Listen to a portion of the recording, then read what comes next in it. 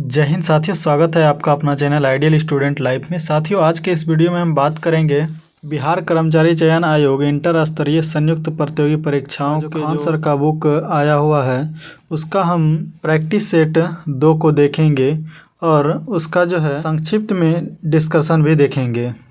तो साथियों, अगर चैनल पे नए हैं तो चैनल को सब्सक्राइब करके बेल आइकन ऑन कर लेंगे, जिससे कि आने वाले हर एक वीडियो का नोटिफिकेशन आपको मिलता रहे। तो साथियों, चलते हैं प्रश्न की ओर। प्रश्न संख्या 1 है, निम्नांकित में से कौन पुरातात्विक स्थल की सिंधु घाटी सभ्यता से संबंधित नहीं है? तो ये बालाकोट है जो कि सिंधु घाटी सभ्यता से संबंधित नहीं थे, जो कि इसका आंसर हो जाएगा ऑप्शन नंबर बी। अगला प्रश्न है, द्वितीय बौद्ध परिषद कहाँ हुई थी? तो ये जो है वैशाली में हुई थी, जो कि इसका आंसर हो जाएगा ऑप्शन नंबर बी।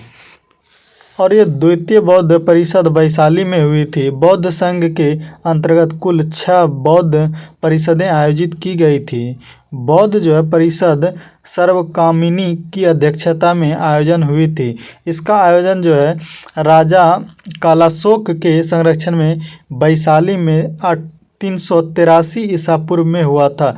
इसी बौद्ध परिषद में बुद्ध के अनुयायी 2 भागों में विभाजित हो गए। अगला प्रश्न है, भारतीय राष्ट्रीय कांग्रेस के पहले अंग्रेज अध्यक्ष कौन थे? तो ये जॉर्ज यूल थे, जो कि इसका आंसर हो जाएगा ऑप्शन नंबर बी। और ये जॉर्ज यूल जो है भारतीय राष्ट्रीय कांग्रेस के पहले अध्यक्ष थे। इन्होंने 1888 ईस्वी में इलाहाबाद अधिवेशन में कांग्रेस की अध्यक्षता की थी। अगला प्रश्न है, स्वतंत्रता प्राप्ति से पूर्व भारत में आए ब्रिटिश कमीशनों में से श्वेत कमीशन किसे कहा गया था? ये जो है साइमन कमीशन को कहा गया, जो कि इसका आंसर हो जाएगा ऑप्शन नंबर ए। और ये साइमन कमीशन की नियुक्ति जो है 8 नवंबर 1927 को की गई तथा इस कमीशन में 7 अंग्रेज अधिकारियों को शामिल किया गया। इसमें एक भी भारतीय को सदस्य नहीं बनाया गया, इसी कारण इसे श्वेत कमीशन कहा गया है। अगला प्रश्न है, ब्रिटिश भारत के किस गवर्नर जनरल ने स्थानीय सरकार की स्थापना के लिए पहल की थी? तो ये लॉर्ड रिपन ने, जो कि इसका आंसर हो जाएगा ऑप्शन नंबर सी। और ये लॉर्ड रिपन ने सर्वप्रथम समाचार पत्रों की स्वतंत्रता को बहाल करते हुए 1882 ईस्वी में वर्नाक्यूलर प्रेस एक्ट को समाप्त कर दिया। लॉर्ड रिपन का सर्वाधिक महत्वपूर्ण कार्य स्थानीय स्वशासन की शुरुआत, जिसकी संवैधानिक बुनियादी स्वतंत्रता के बाद 73वें और 74वें संविधान अधिनियम 1992 में रखी गई। अगला प्रश्न है, रविंद्रनाथ टैगोर ने निम्नलिखित में से किस देश का राष्ट्रगान लिखा था? तो ये जो है बांग्लादेश का लिखा है, जो कि इसका आंसर हो जाएगा ऑप्शन नंबर डी। और ये रविंद्रनाथ टैगोर ने बांग्लादेश का राष्ट्रीय गान लिखा था। बांग्लादेश का राष्ट्रीय गान अमर सोनार बंगला है, जिसे 1905 में बंगाल के पहले विभाजन के समय लिखा गया और 1971 के बांग्लादेश के विभाजन के दौरान इसे बतौर राष्ट्रगान स्वीकार किया गया। यह बांग्ला भाषा में लिखा गया है। अगला प्रश्न है, विलियम बेंटिक द्वारा निम्न में से किस सुधारक उपाय को लागू नहीं किया गया था? तो ये जो है दास प्रथा का अंत, जो कि ऑप्शन नंबर ए में है। दास प्रथा का अंत विलियम बेंटिक ने नहीं करवाया था। भारत में ब्रिटिश शासन के समय 1843 ईस्वी में इस प्रथा को बंद करने के लिए एक अधिनियम पारित किया गया था। अगला प्रश्न है, इनमें से कौन सा देश द्वितीय विश्व युद्ध के दौरान धुरी राष्ट्रकूट का सदस्य नहीं था? तो ये जो है चीन नहीं था, जो कि इसका आंसर हो जाएगा ऑप्शन नंबर सी। और ये चीनी द्वितीय विश्व युद्ध के दौरान धुरी राष्ट्रकूट का सदस्य नहीं था। द्वितीय विश्व युद्ध 1939 से 1945 तक चला। इस युद्ध में विश्व 2 भागों में मित्र राष्ट्र और धुरी राष्ट्र में बंट गया। यह युद्ध इतिहास का सबसे ज़्यादा घातक युद्ध साबित हुआ। अगला प्रश्न है, शिकागो में 1893 में विश्व धर्म संसद में किसने भाग लिया? तो ये जो है विवेकानंद ने, जो कि इसका आंसर हो जाएगा ऑप्शन नंबर बी। अगला प्रश्न है, डैश के संविधान सभा का उपाध्यक्ष चुना गया था? तो ये जो एच.सी. मुखर्जी को चुना गया था, जो कि इसका आंसर हो जाएगा option number D. HC Mukherjee यानी कि हरेंद्र कुमार मुखर्जी भारतीय संविधान सभा के उपाध्यक्ष थे और भारत के गणतंत्र बनने के पश्चात पश्चिम बंगाल के प्रथम राज्यपाल बने थे।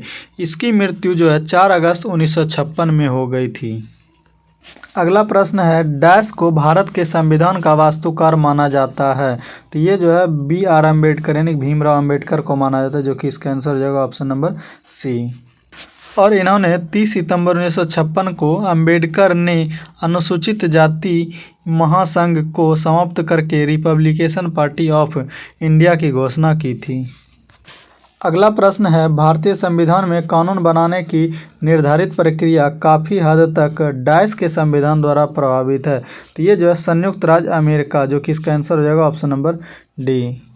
अगला प्रश्न है, निम्नलिखित में से किसे राज्य के नीति निर्देशक तत्वों की सूची में सम्मिलित नहीं किया गया। तो ये जो है धार्मिक अधिकार है, जो कि इसका आंसर हो जाएगा ऑप्शन नंबर ए। और ये धार्मिक अधिकार को छोड़कर बाकी सभी राज्यों की नीति निर्देशक तत्वों की सूची में है। धार्मिक स्वतंत्रता का अधिकार एक मौलिक अधिकार है। नीति निर्देशक भारत के संविधान के भाग 4 में वर्णित है और यह आयरलैंड के संविधान से लिया गया है। अगला प्रश्न है, निम्नलिखित में से कौन सा भारत में मौलिक अधिकार नहीं है। तो ये जो है काम करने का अधिकार, जो कि इसका आंसर हो जाएगा ऑप्शन नंबर बी। और ये भारतीय नागरिकों के मूल अधिकार, समानता का अधिकार, स्वतंत्रता का अधिकार, शोषण के विरुद्ध अधिकार, धार्मिक स्वतंत्रता का अधिकार, सांस्कृतिक और शिक्षा संबंधी अधिकार, संवैधानिक अधिकार प्राप्त है। काम करने का अधिकार मौलिक अधिकार नहीं है। अगला प्रश्न है, भारत का प्रधानमंत्री बनने के लिए न्यूनतम आयु क्या है। तो ये जो है मात्र 25 वर्ष है, जो कि इसका आंसर हो जाएगा ऑप्शन नंबर सी। अगला प्रश्न है, लोकसभा का प्रथम अधिवेशन किस वर्ष आयोजित किया गया। तो ये जो है 1952 ईस्वी में, जो कि इसका आंसर हो जाएगा ऑप्शन नंबर डी। और ये लोकसभा का पहला सत्र जो है 17 अप्रैल 1952 को हुआ था। सबसे अधिक सीट जीतने वाली पार्टी कांग्रेस थी। अगला प्रश्न है, नगर निगम का अध्यक्ष कौन होता है। तो ये जो है महापौर होता है, जो कि इसका आंसर हो जाएगा ऑप्शन नंबर ए। और ये नगर निगम का अध्यक्ष महापौर होता है, जो पंचायती राज व्यवस्था के तहत सीधे राज्य सरकार से बातचीत करता है। यह जिले का प्रशासनिक अधिकारी होता है। जिले में स्थित छोटे शहर में नगर पालिका तथा बड़े शहर में एक नगर निगम होता है। अगला प्रश्न है, पहली महिला लोकसभा अध्यक्ष थी। तो ये जो है मीरा कुमार थी, जो कि इसका आंसर हो जाएगा ऑप्शन नंबर डी। और मीरा कुमार जो है 4 जून 2009 से 16 मई 2014 तक लोकसभा अध्यक्ष रही थी। लोकसभा के अध्यक्ष चुनाव की तिथि राष्ट्रपति द्वारा तय की जाती है और उसका जो अध्यक्ष होता है उसके पास वोट देने का अधिकार नहीं होता। अगला प्रश्न है, भारतीय संविधान में वह संशोधन जिसने मतदान आयु को 21 से 18 वर्ष तक घटा दिया थी। ये जो है 61वें संविधान संशोधन में, जो कि इसका आंसर हो जाएगा ऑप्शन नंबर ए।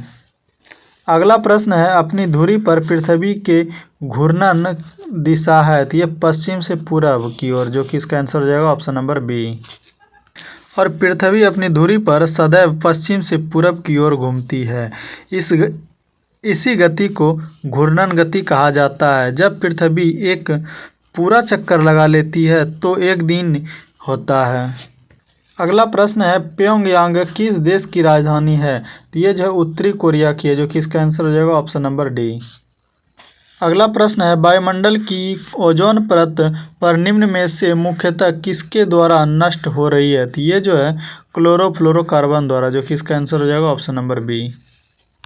अगला प्रश्न है, भारत की मुख्य भूमि का दक्षिणतम अक्षांश क्या है। ये जो है 8 डिग्री 4 मिनट नॉर्थ अक्षांश है, जो कि इसका आंसर हो जाएगा ऑप्शन नंबर डी।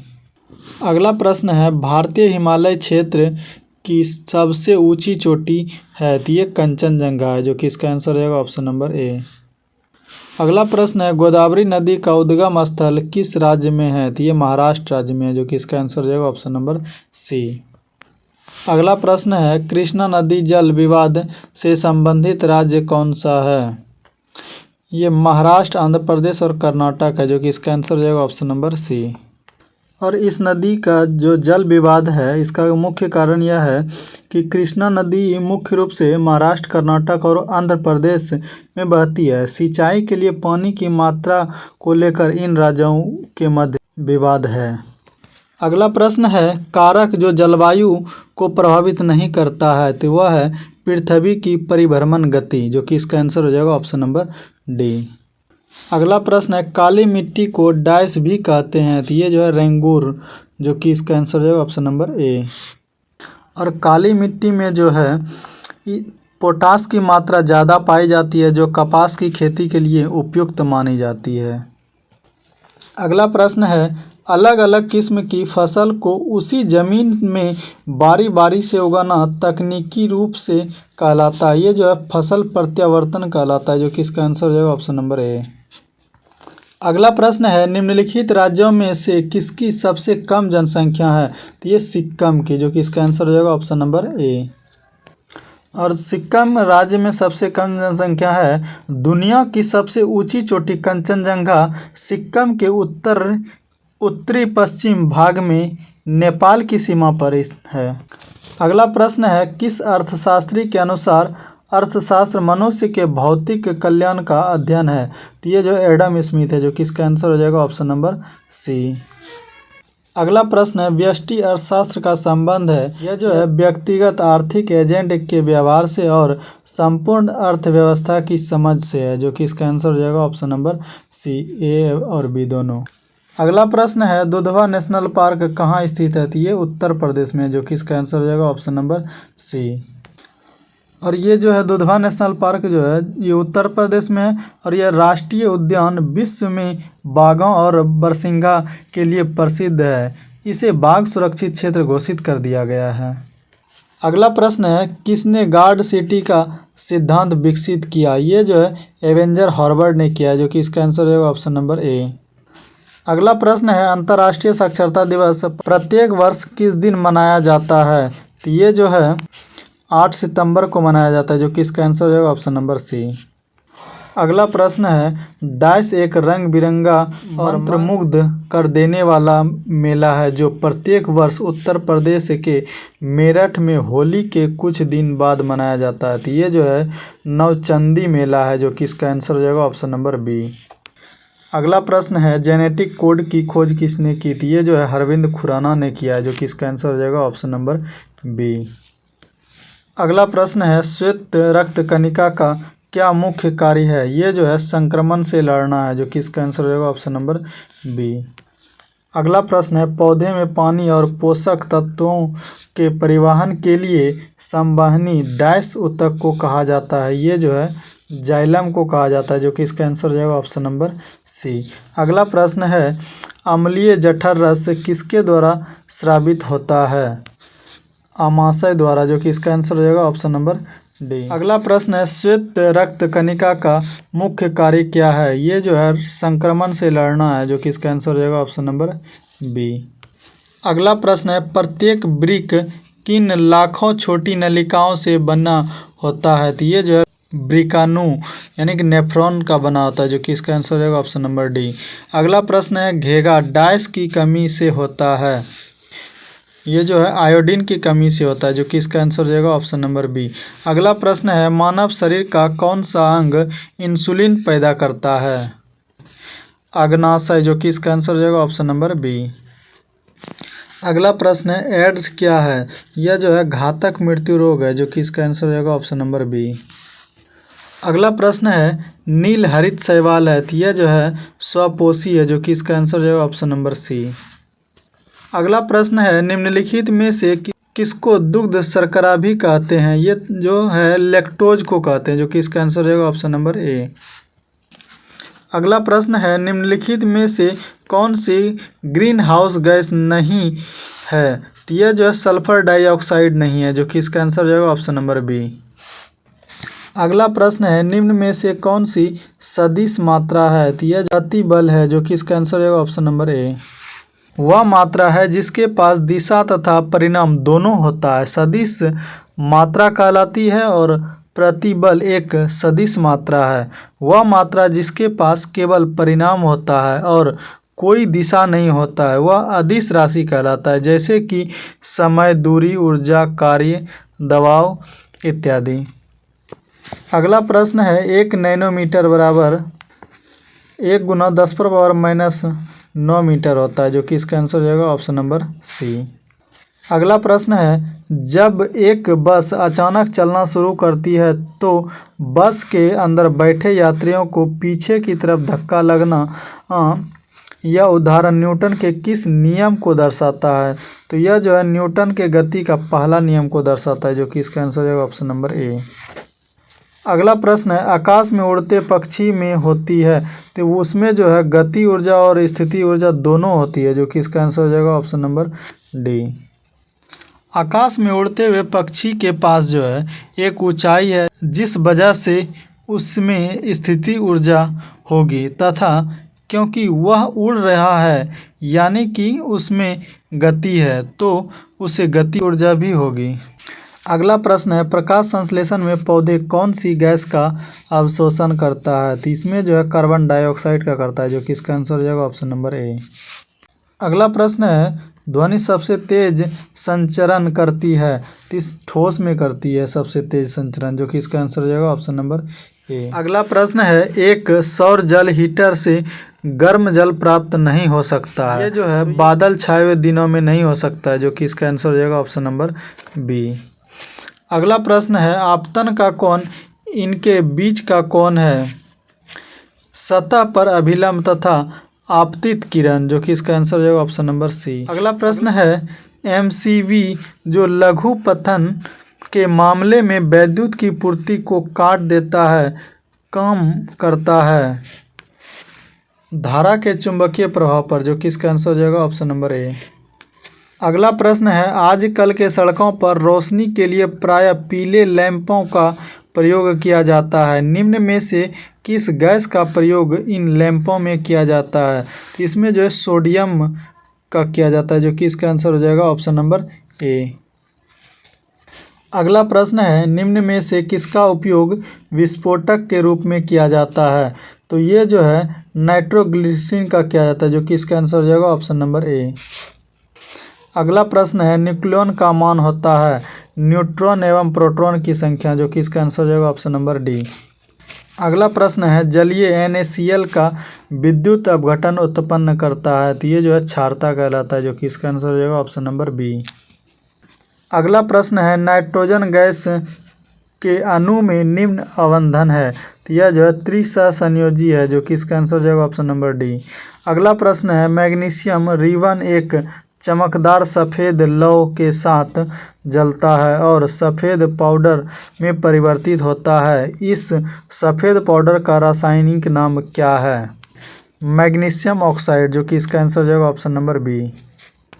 अगला प्रश्न है ऑक्सीकरण के लिए कौन सा प्रक्रम सही है? विद्युतनी तत्व का निकलन, जो कि इसका आंसर हो जाएगा ऑप्शन नंबर डी। अगला प्रश्न है स्टेनलेस स्टील में निम्न में से कौन सा तत्व मौजूद नहीं है? तो इसमें जो है टंगस्टन मौजूद नहीं रहता है, जो कि इसका आंसर हो जाएगा ऑप्शन नंबर बी।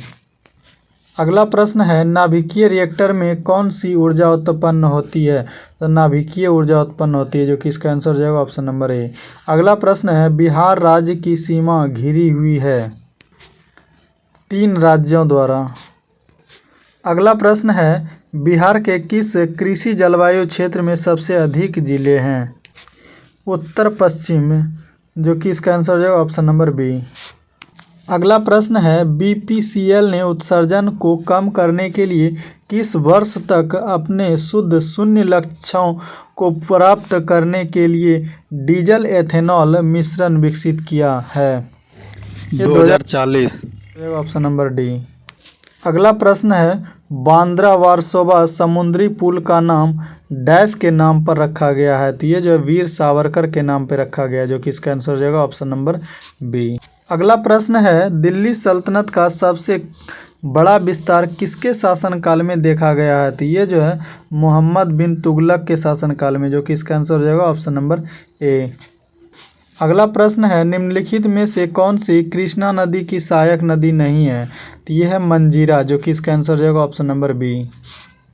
अगला प्रश्न है इनमें से कौन सी नदी धुआंधार जलप्रपात से संबंधित है? तो ये जो है नर्मदा नदी है, जो कि इसका आंसर हो जाएगा ऑप्शन नंबर डी। अगला प्रश्न है, निम्नलिखित में कौन सा मानव निर्मित रेशे का उदाहरण है? तो ये रेयॉन है, जो कि इसका आंसर हो जाएगा ऑप्शन नंबर सी। अगला प्रश्न है, निम्नलिखित में से कौन सी खरीफ की फसल नहीं है? तो ये गेहूं है, जो कि इसका आंसर हो जाएगा ऑप्शन नंबर डी। अगला प्रश्न है, राजा राम मोहन राय की विचारों के प्रचार प्रसार के लिए तत्वबोधिनी सभा की स्थापना इनमें से किसने की थी? तो ये जो है देवेंद्रनाथ टैगोर ने किया है, जो कि इसका आंसर हो जाएगा ऑप्शन नंबर ए। अगला प्रश्न है, भारत के इनमें से किस बंदरगाह का नाम बदलकर दीनदयाल बंदरगाह रखा गया? तो ये जो है कांडला बंदरगाह का, जो कि इसका आंसर हो जाएगा ऑप्शन नंबर ए। अगला प्रश्न है, राष्ट्रीय प्रौद्योगिकी दिवस प्रतिवर्ष डैश की स्मृति में मनाया जाता है? तो ये जो है पोखरण द्वितीय के स्मृति में मनाया जाता है, जो कि इसका आंसर हो जाएगा ऑप्शन नंबर ए। अगला प्रश्न है, भारत सरकार ने राष्ट्रीय किसान नीति को मंजूरी कब प्रदान की? ये जो है 2007 में किया है, जो कि इसका आंसर हो जाएगा ऑप्शन नंबर ए। अगला प्रश्न है, इनमें से किसने मौर्य प्रशासन में अध्यक्षों को विभिन्न विभागों की अध्यक्षकों के रूप में उल्लिखित किया था? तो ये जो है कौटिल्य, जो कि इसका आंसर हो जाएगा ऑप्शन नंबर ए। अगला प्रश्न है, the general theory of employment interest and money के लेखक कौन थे, जिसने अर्थशास्त्र की एक अलग शाखा के रूप में माइक्रोनॉमिक्स की नींव रखी? जॉन मेनॉर्ड कीनेस, जो कि इसका आंसर हो जाएगा ऑप्शन नंबर डी।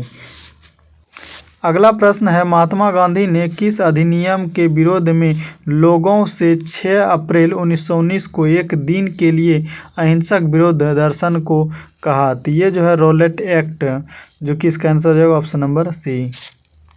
अगला प्रश्न है, किस संवैधानिक संशोधन को मिनी संविधान के नाम से जाना जाता है, जिसके तहत स्वर्ण सिंह समिति के सिफारिश का लागू किया जाता है? 42वां संवैधानिक संशोधन, जो कि इसका आंसर हो जाएगा ऑप्शन नंबर ए। अगला प्रश्न है, 5 मार्च 2019 को शुरू हुई प्रधानमंत्री श्रम योगी मानधन योजना का लक्ष्य किसे लाभान्वित करना है? तो ये जो है असंगठित क्षेत्र के श्रमिकों को, जो कि इसका आंसर हो जाएगा ऑप्शन नंबर ए। अगला प्रश्न है, भारत के चौथे राष्ट्रपति कौन थे? तो ये जो है बारहगिरी वेंकट गिरी, जो कि इसका आंसर हो जाएगा ऑप्शन नंबर बी। साथियों, कैसा लगा यह वीडियो आप कमेंट बॉक्स में बता सकते हैं, और कोई भी क्वेश्चन में कोई डाउट हो तो आप कमेंट बॉक्स में पूछ सकते हैं। और अगर अभी तक आपने इस चैनल को सब्सक्राइब नहीं किया है तो चैनल को सब्सक्राइब करके बेल आइकन ऑन कर लेंगे, जिससे कि आने वाले हर एक वीडियो का नोटिफिकेशन आपको मिलता रहे। तो साथियों, आज के लिए बस इतना ही। मिलते हैं अगले वीडियो में, तब तक के लिए जय हिंद, वंदे मातरम।